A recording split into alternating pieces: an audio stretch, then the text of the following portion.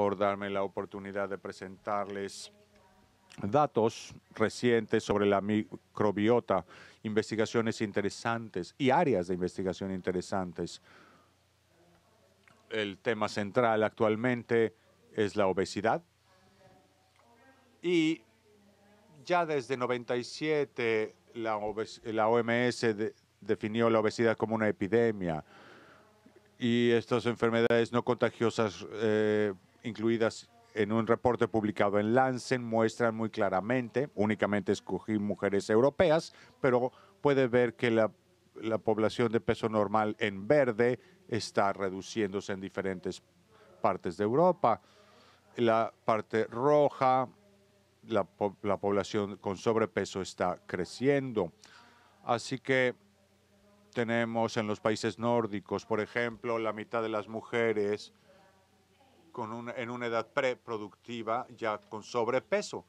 Este es un riesgo enorme para su descendencia de embarazos más y más complicados y bebés de más y más talla. Es un círculo vicioso que necesitamos considerar y también detener estudiando los riesgos. Una oportunidad podría ser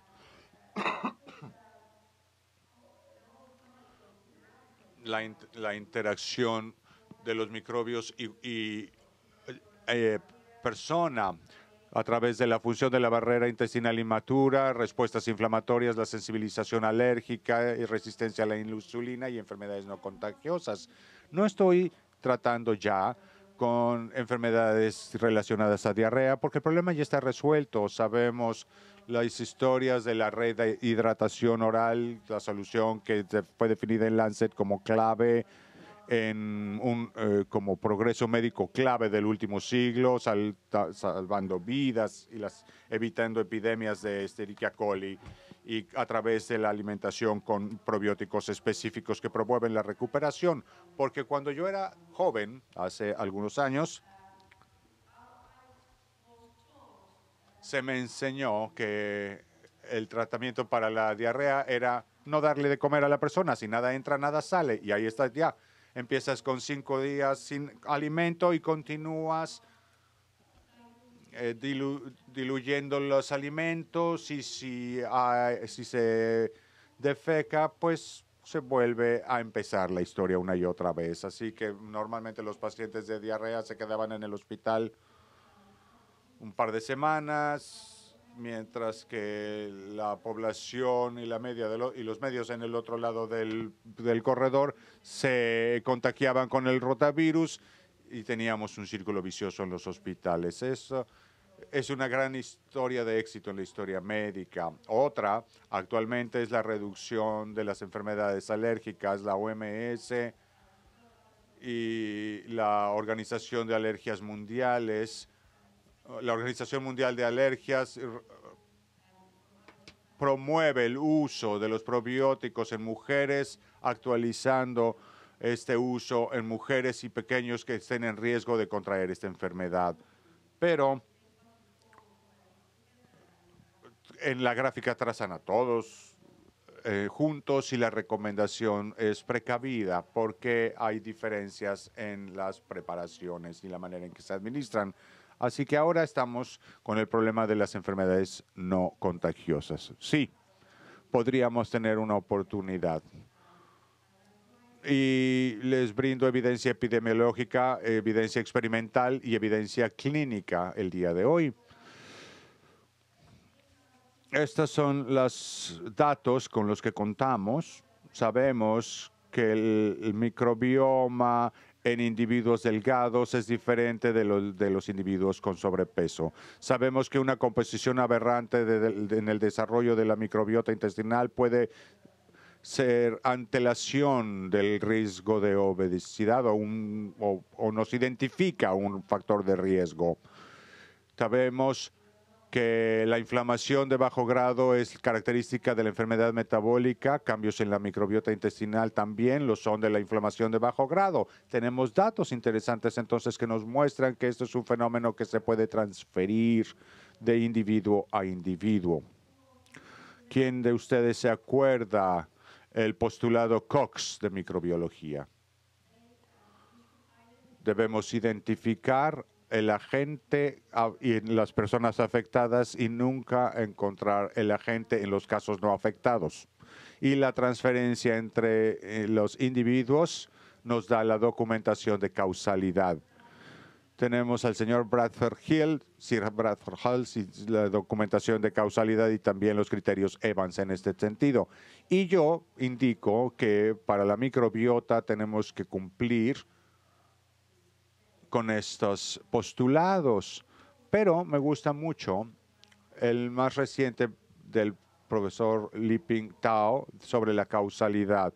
Shao, el abordaje de la estrategia para la investigación futura se muestra claramente en esta gráfica. Debemos tener un abordaje sesgado. Identifica la microbiota en la situación problemática. Después, conecta este perfil de microbiota con los datos clínicos. Tenemos buenas publicaciones hasta la fecha que documentan patrones de microbiota, pero los datos clínicos frecuentemente son débiles, diría yo. Así que no hay comprobación del modo de alumbramiento, los antibióticos utilizados, la dieta de la persona, todos estos factores que impactan en la microbiota. Tenemos que tener entonces una evidencia clínica clara que conecte esto con los perfiles de la microbiota y entonces podríamos identificar más casos y medirlos en las intervenciones médicas y clínicas y los estudios de este tipo. Cualquier recomendación que tenemos en nuestra práctica requiere estar fundamentada por estudios clínicos. No hay manera de hacer estudios experimentales o epidemiológicos, pero como Li Ping Chao recomienda en esta gráfica, debemos continuar estos experimentos de transferencia para concluir la causalidad demostrando los mecanismos. Y cuando comprendamos los mecanismos, entonces tendremos la diana perfecta para el tratamiento. Así que hablo ahora de la evidencia actual. Tenemos una lista que vimos ayer y hoy, esta mañana, de las prácticas clínicas que interfieren con la interacción huésped-microbio. Tenemos composiciones microbióticas intestinales diferentes, distintivas más bien en individuos obesos, lo cual cambia con la pérdida o el incremento de peso. Tenemos también estas desviaciones de la microbiota intestinal que precede la obesidad. Tenemos perfiles de microbiota intestinal específicos que facilitan la extracción de energía y de manera eficiencia la extracción de calorías que no son absorbidas por el huésped y almacenadas en el cuerpo, en el tejido adiposo. Y tenemos las vías inflamatorias activadas, que son el corolario de la llamada microbiota obesogénica. Y la transferencia, los experimentos de transferencias de un individuo obeso a un individuo delgado, que discutiré brevemente posteriormente. Una de las prácticas clínicas que ya hemos tratado es los partos por cesárea. La OMS recomienda que debe de haber un 15% de casos al máximo. En Holanda y en mi país eso es el 15%. Y es el 50%. En sus países 60%. En áreas como Porto Alegre, Brasil, 80%. Y en China 60%, Singapur 50%, sur de Europa más o menos 40 y 50. Y el entorno de la microbiota, por ejemplo, de este bebé que nace en su hogar con sus hermanos, sus hermanas ahí paraditos esperando, la partera tiene puestas las botas, totalmente diferente de la situación de este pequeño que nace en un hospital y particularmente en los casos de cesárea. Así que los primeros datos epidemiológicos, de hecho, se derivan de Brasil.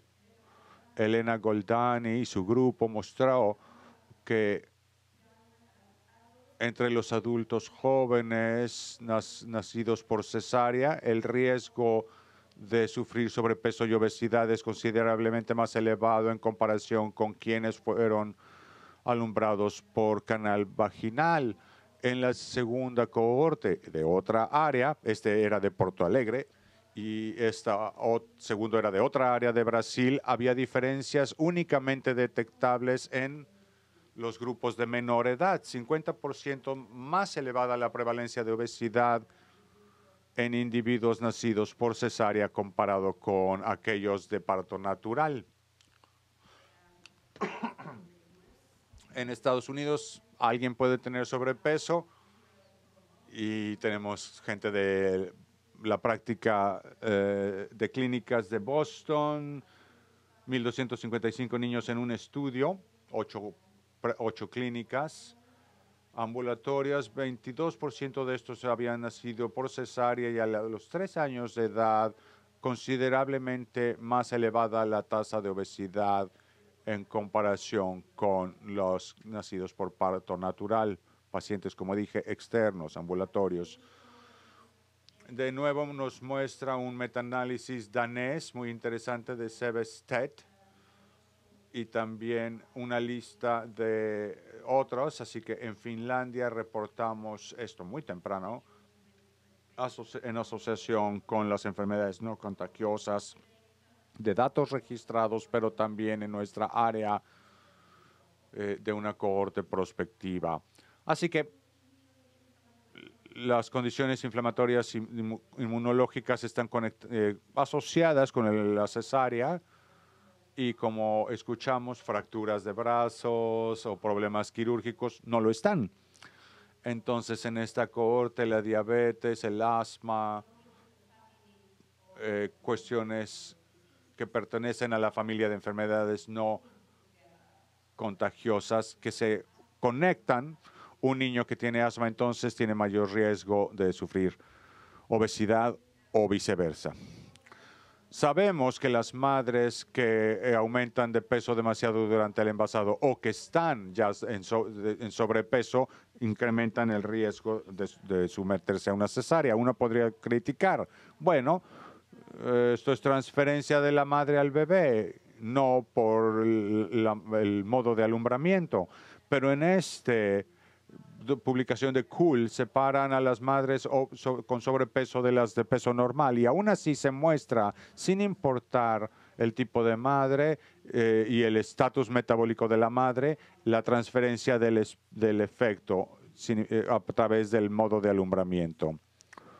Es un tema que se tiene que tratar y particularmente los casos de la cesárea que aumentan sin emergencia, sin caso clínico, o sea, electivas, y eso es algo que conecta a obstetras, ginecólogos y pediatras en una práctica. Ahora, el mapa está aquí asociando la obesidad con el uso de antibióticos y hay un periodo de tiempo en el que nuestro hospital no era el caso, pero escucho que ahora ya está ocurriendo. Es evidencia convincente que se deriva de experimentos en animales mostrando, este caso en particular es del estudio de Martin Blazers, que resume que si la penicilina de baja dosis fuese introducida en estos experimentos animales durante el periodo perinatal, habría un efecto transitorio en la composición de la microbiota, pero el efecto permanente sería en la composición corporal. ¿Por qué? Si se hace la misma exposición después del destete, después del periodo perinatal, no hay consecuencias permanentes. Esto es lo que tendemos a ver en los datos epidemiológicos y clínicos y tenemos una ventana de oportunidad. No voy a decir un periodo de riesgo, voy a decir una ventana de oportunidad para intervenir, para intervenciones en que podríamos enfocarnos en estas poblaciones. Y otro factor que ciertamente puede estar asociado negativamente con el modo de alumbramiento es la lactancia materna. La lactancia es el modo de alimentación infante y frecuentemente los bebés son colonizados con diferentes bifidobacterias del tipo de bacterias necesarias para que un bebé sea saludable y permanezca saludable en el seguimiento. La leche materna es un objetivo de aprendizaje interesante. Contiene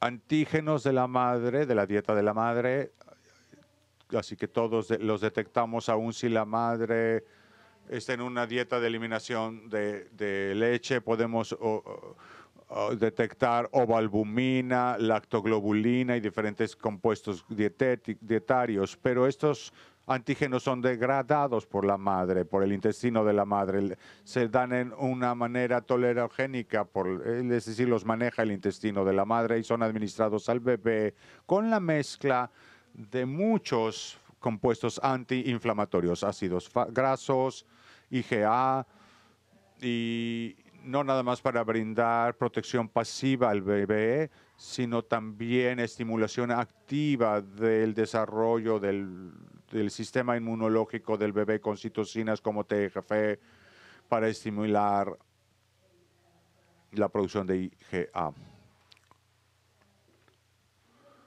Aún cuando he leído publicaciones que dicen que cortar el cordón ya es muy tarde para la prevención, esto pertenece a otra área más sustancial que puede influir la composición de la leche materna.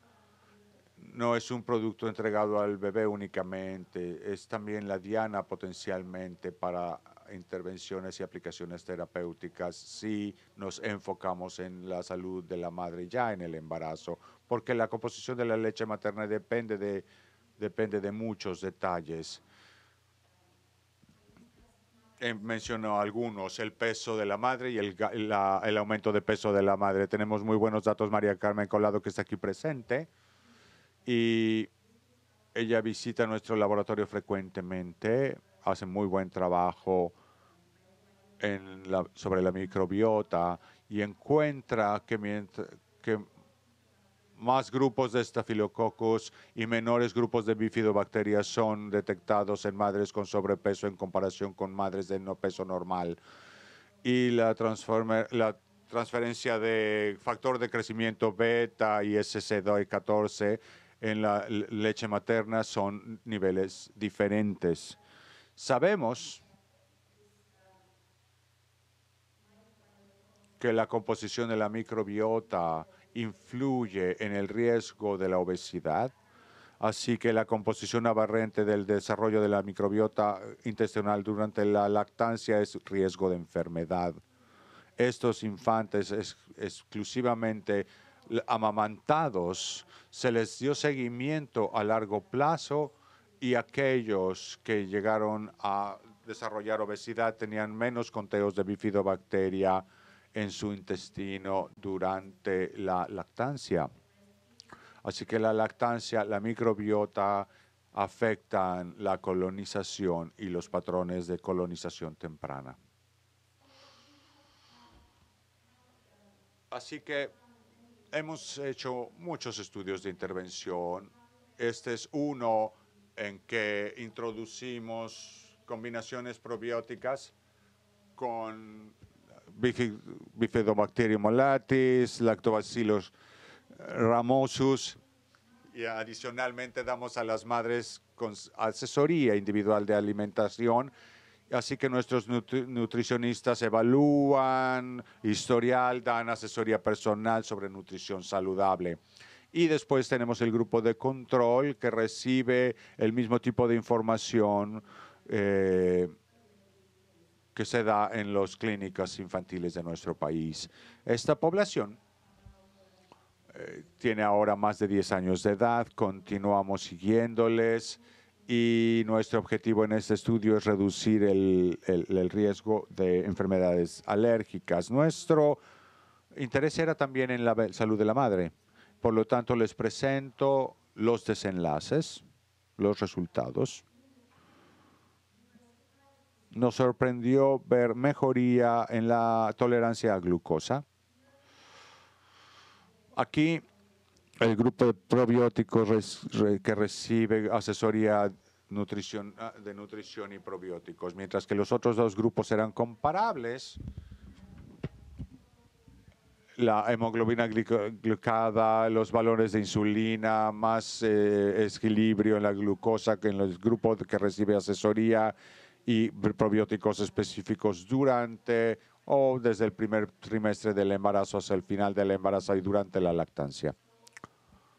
Así que les dimos probióticos a la madre en un intento de reducir el riesgo de alergias en el niño, y parece también que hubo beneficios para la madre. Así que podemos reducir el riesgo de diabetes gestacional en un 13% en el grupo de probióticos, comparación con 30% más o menos en los otros dos grupos. Pero la asesoría nutricional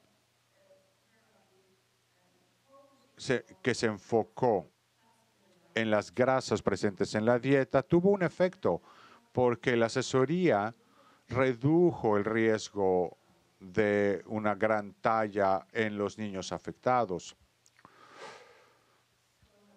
Así que tanto el uso de los probióticos como la asesoría nutricional pues funcionan juntos, no es una sola solución.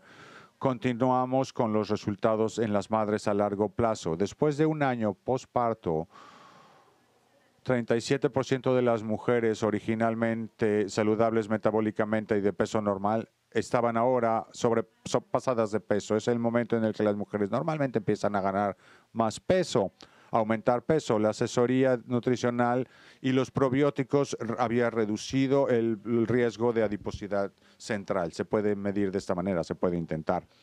Así que un efecto significativo, y el número necesario para tratar era 4. Era sorprendentemente claro como resultado en las madres. Y si consideramos el índice de masa corporal en niños, dando seguimiento a esta cohorte hasta la edad de 10 años, seleccionamos a los pequeños con sobrepeso.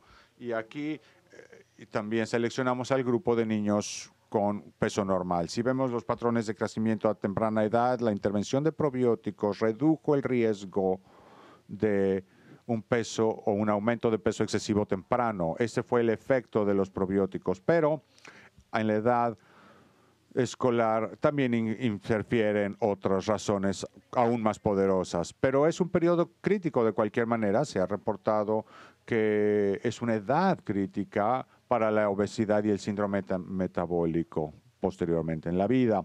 Así que bien vale la pena intentarlo.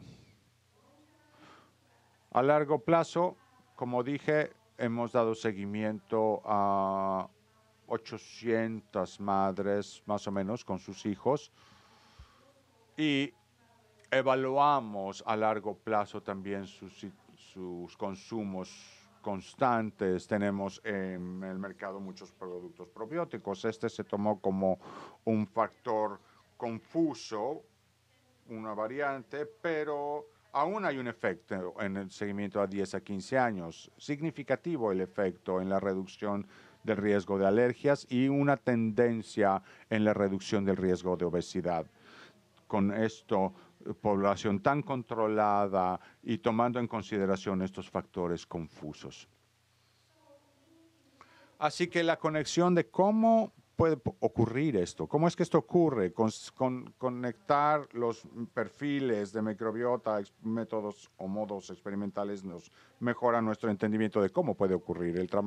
El tamaño temprano de Jeffrey Gordon en su laboratorio muestra que la microbiota obesogénica impacta la microbiota, recuperando nutrientes que de otra manera serían inaccesibles para el huésped. La fermentación, ácidos grasos de corta duración que se absorben y subsecuentemente se sintetizan triglicéridos, así que tenemos más energía para el huésped.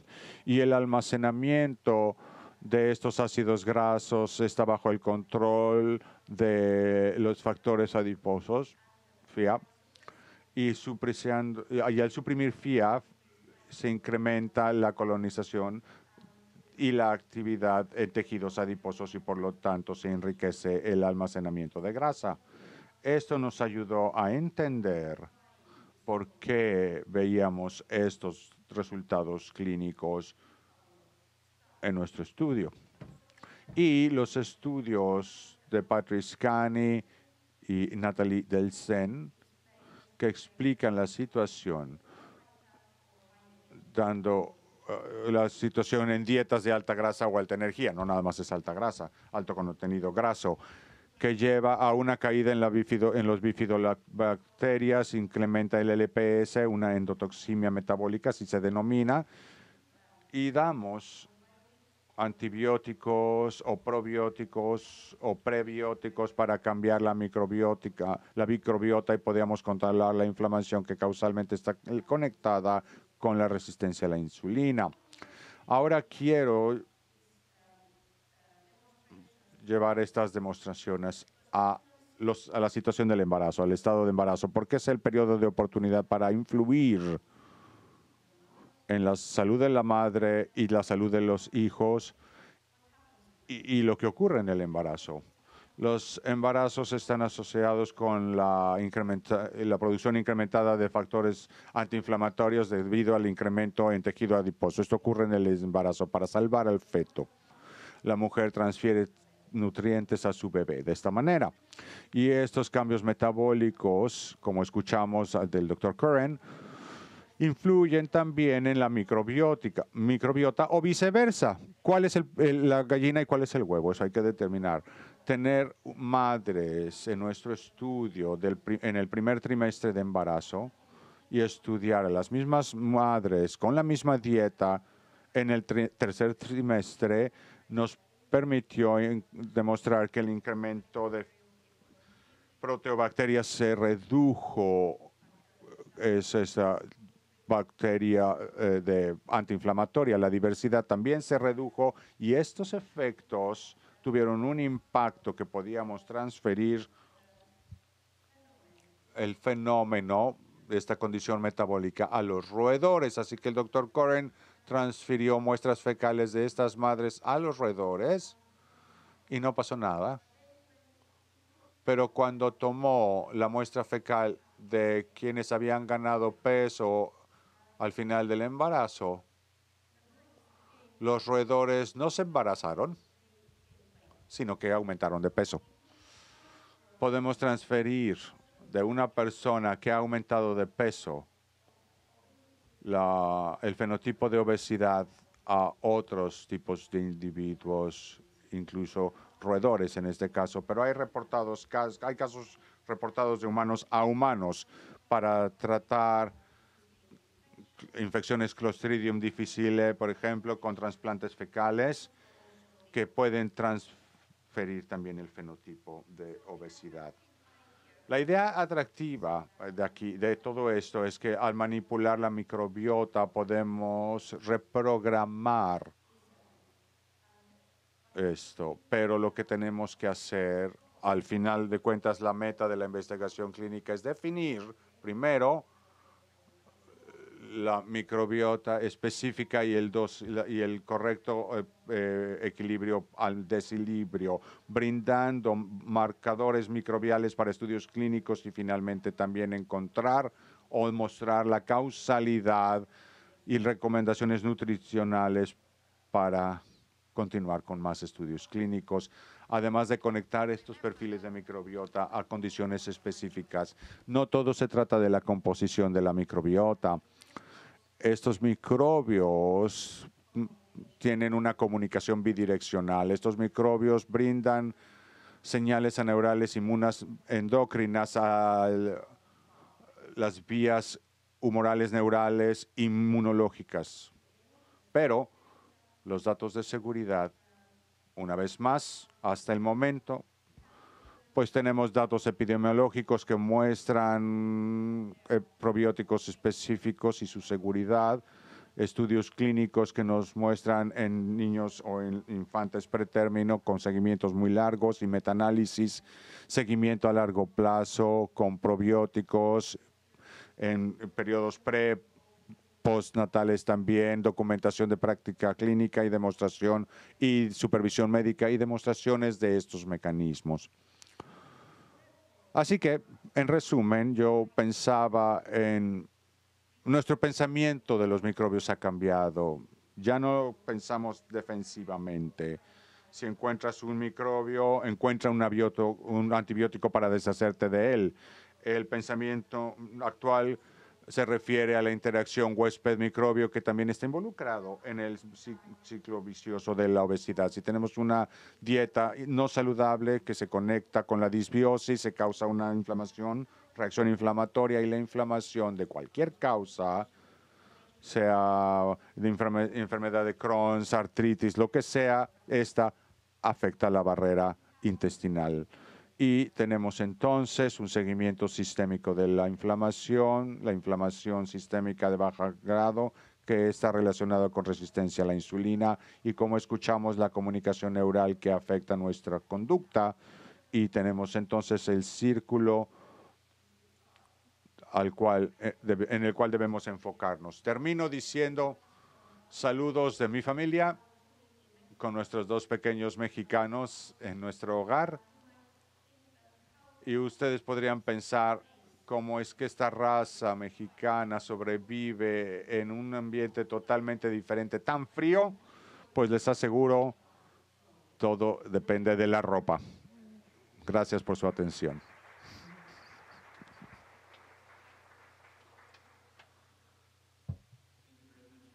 Muchas gracias, Erika. Abremos la sesión para preguntas.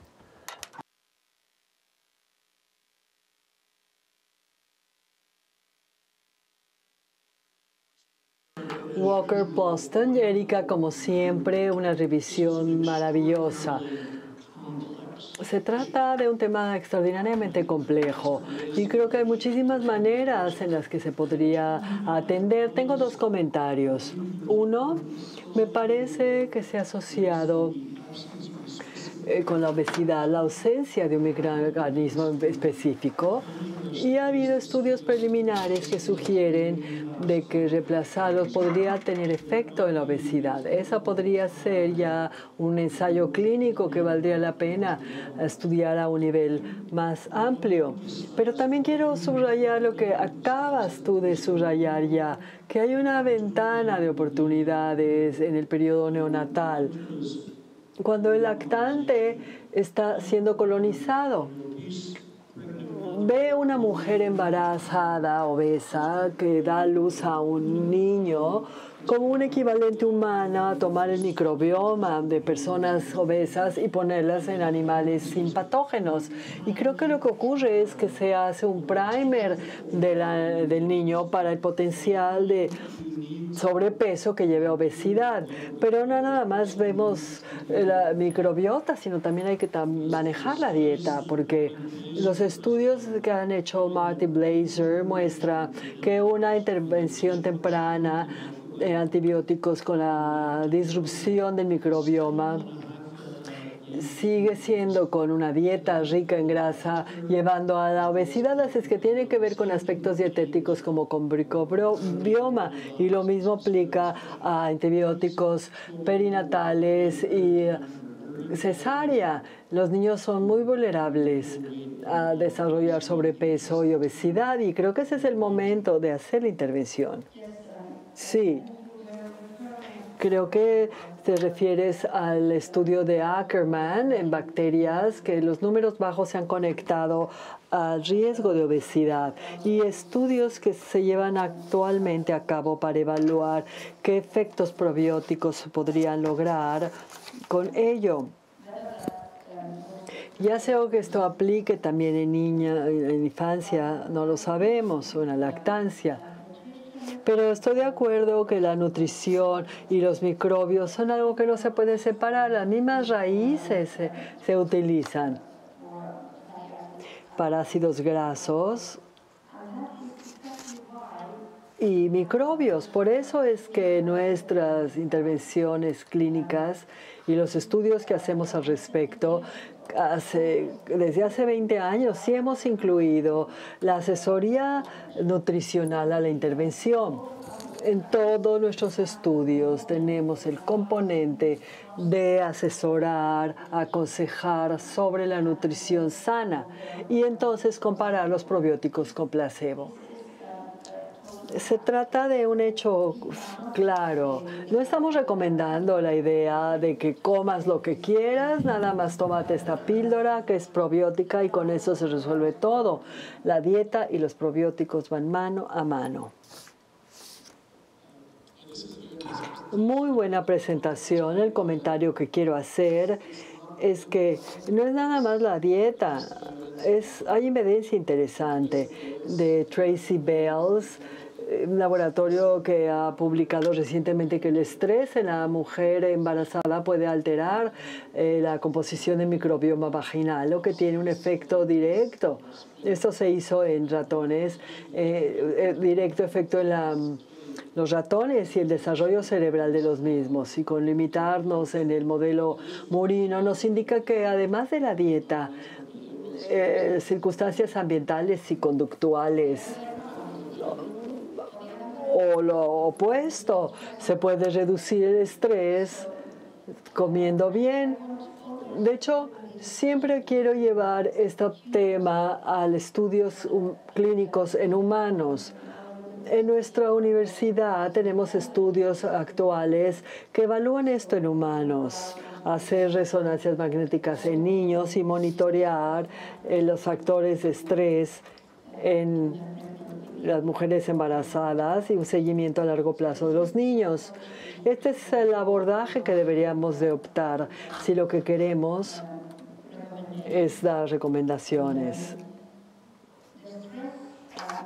El factor de estrés también se documenta en estudios en humanos en el parto, en trabajo de parto. Se han medido los mediadores y se ha visto cómo es que el trabajo de parto influye, qué tipo de factores de estrés causa en el niño y cuál es el riesgo. Y la falta de esos factores de riesgo de estrés afecta el desarrollo inmunológico del niño y por lo tanto da riesgo adicionales. Así es que no nada más hay modelos experimentales en animales para atender efectos de la dieta y efectos del estrés y de antibióticos, sino también tenemos datos en humanos.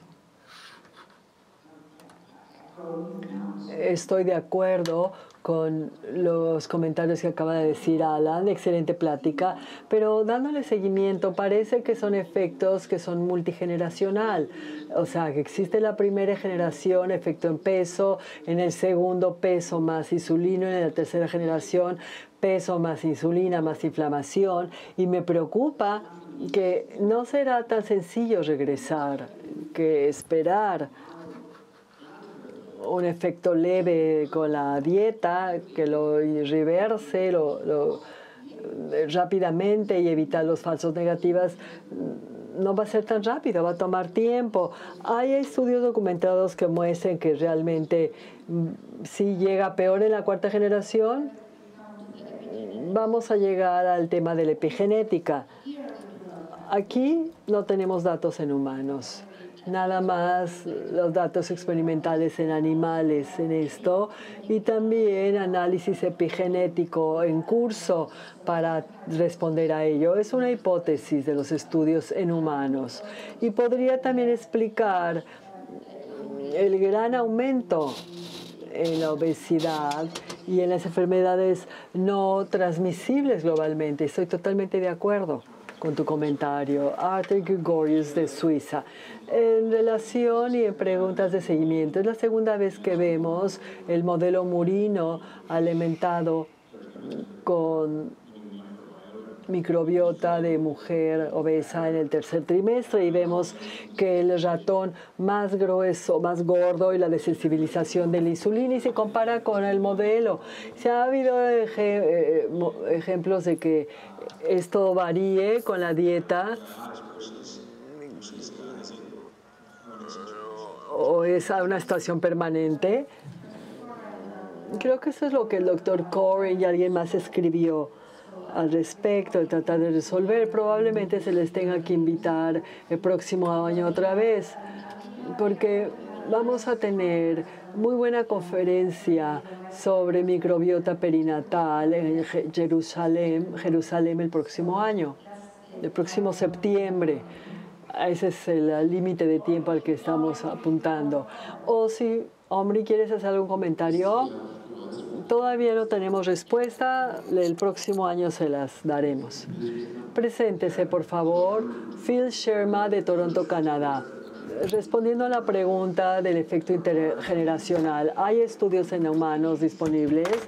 Del estudio de First Nations Manitoba, Canadá, tal vez quieras hablar al respecto. Las mujeres obesas en Manitoba, de la primera generación de First Nations, y eso lo han heredado a sus nietos. Cuando yo estudiaba, no vi diabetes tipo 2 en este grupo, pero First Nations Canadá es rampante y hay complicado con obesidad, así es que es terrible la complicación de obesidad en gente mayor. Si ocurre, es intergeneracional y la pregunta es si podemos intervenir en esos estudios. Si no tenemos las respuestas, si aceptan los datos epidemiológicos intestinales en este tema de intergeneracional, el dato más anterior es de los holandeses, del invierno del hambre en los holandeses en 1944, creo que fue la parte oriental de Holanda, que sufrían de hambre. Y estas mujeres, las que estaban embarazadas entonces, se les ha dado seguimiento. Su descendencia desarrolla enfermedades no transmisibles. Hay datos epidemiológicos que lo documentan. Así es una corte interesante en que se les ha dado seguimiento. Así es que se aceptan datos epidemiológicos como evidencia, pues esta sería.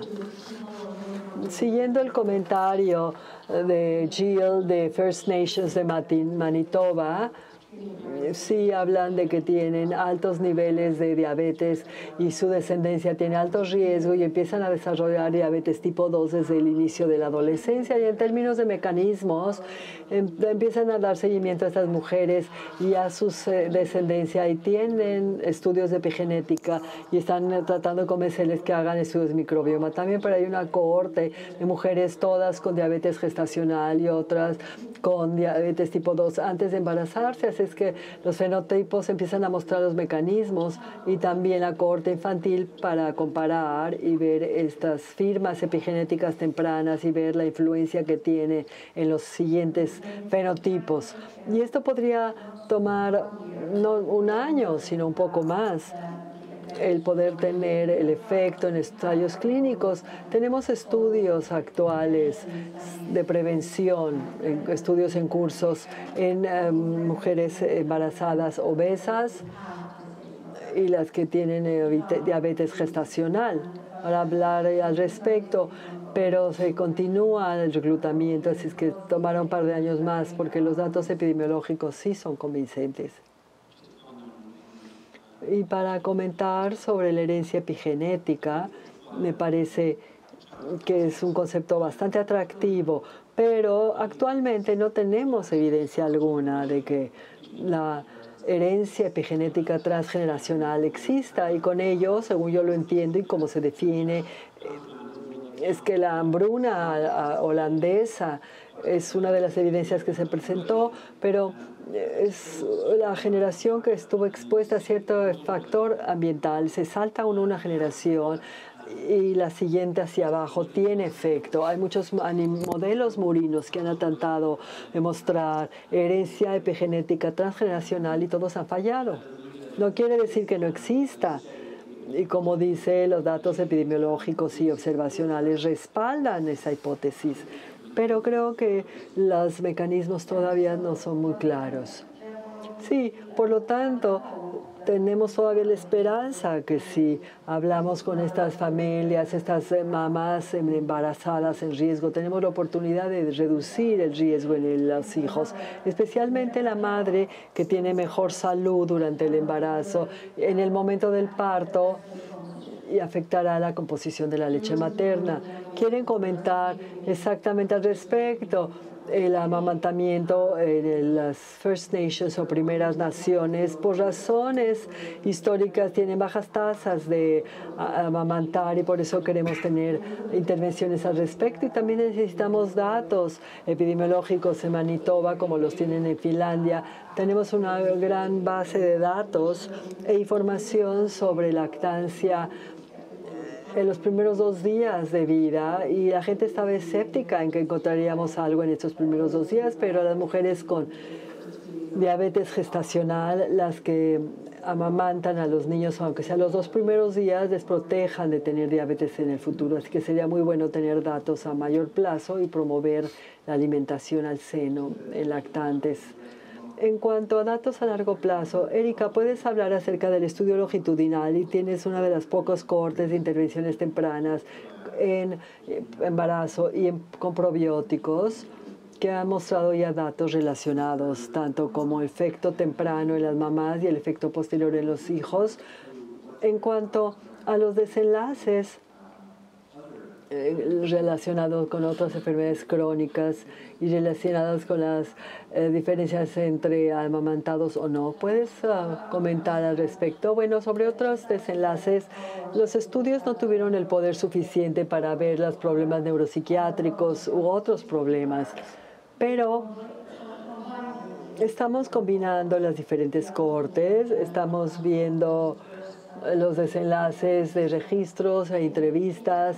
Y lo interesante es que publicamos una de estas observaciones, porque en el primer estudio clínico a partir de 1997, con un seguimiento de 15 años, ningún caso de trastornos del autismo se detectaron en un grupo en el que se hizo una intervención y 9 casos en el grupo control, que demostrara que había algo que debía ser estudiado, pero la obesidad y las enfermedades alérgicas, vamos a enfocarnos en ese tema.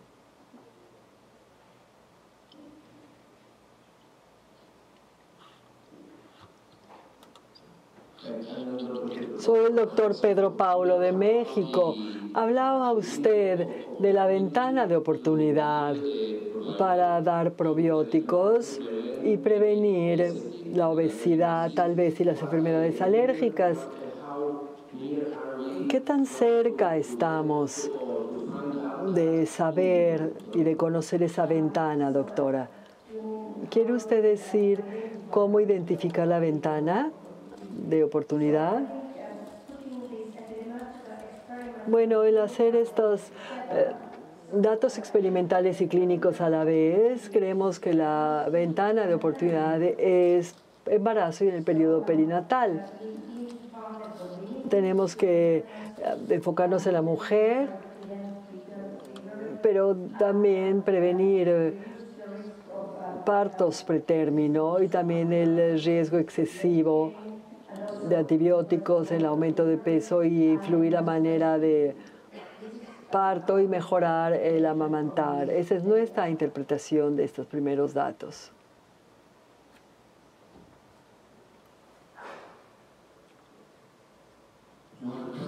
Si no hay más preguntas, mil gracias, Erika.